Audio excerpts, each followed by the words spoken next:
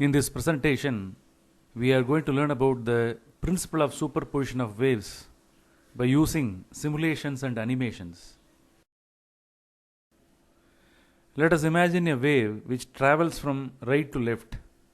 The displacement of the first wave is taken as y1.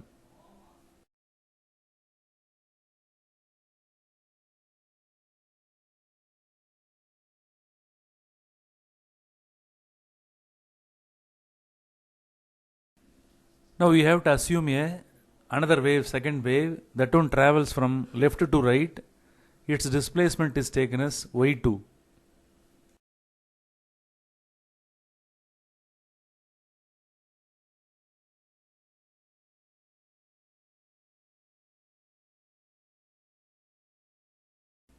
Now both the two waves are traveling in the opposite direction and both are superposing with one another.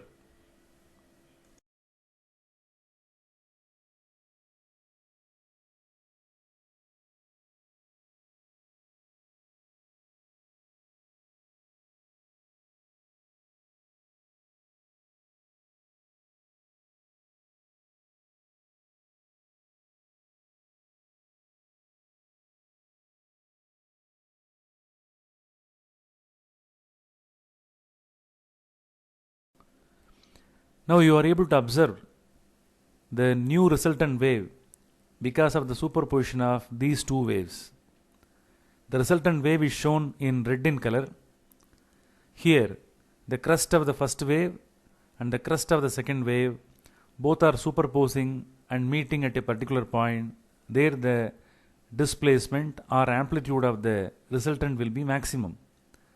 In the same manner, the trough of the first wave and the trough of the second wave both are meeting at a particular point. There also the resultant displacement will be maximum or amplitude will be maximum.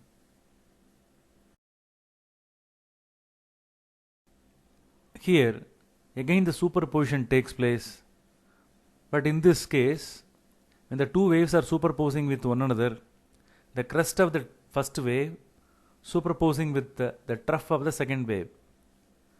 When the crest of the first wave superposes with the trough of the second wave, the resultant displacement will be 0 or it will be lesser.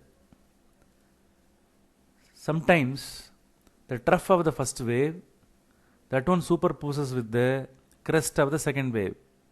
There also at meeting points, the resultant displacement of the resultant wave will be 0 or lesser.